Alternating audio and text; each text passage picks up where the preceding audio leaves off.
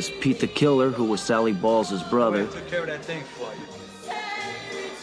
Then you had Nicky Eyes. What's up, guy? And Mikey Franzese. That guy, yeah, I want to see him. Michael Franzese was not just a soldier, but a capo in the notorious Colombo crime family. He spent the better part of a decade in federal prison on charges including tax fraud, racketeering, and parole violation. I grew up in New York where there are 5 organized crime families. My dad, Sonny Franzese, was the underboss of the Colombo family back in the 1960s.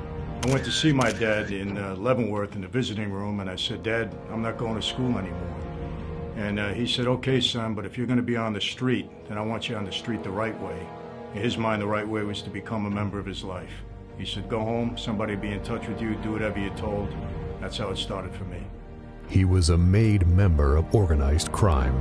His main forte was making money for the mob. In a very short period of time, he made over $1 billion for the Colombo organized crime family.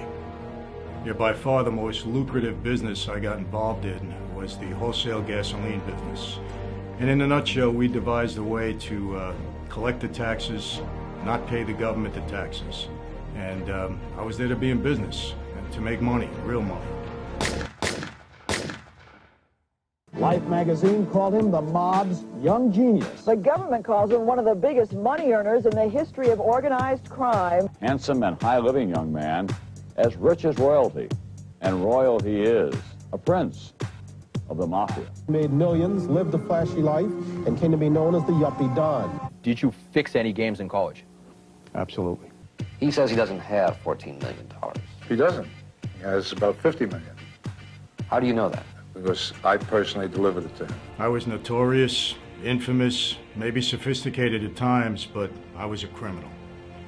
Eventually you realize it's a life built on treachery, and that money and power are the driving forces.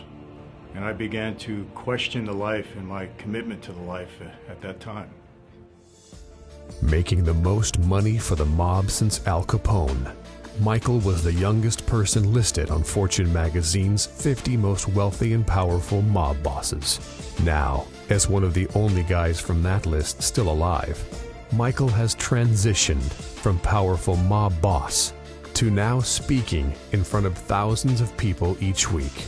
A lot has changed these past 20 years, but it's safe to say that Michael Franzese is a man on a mission.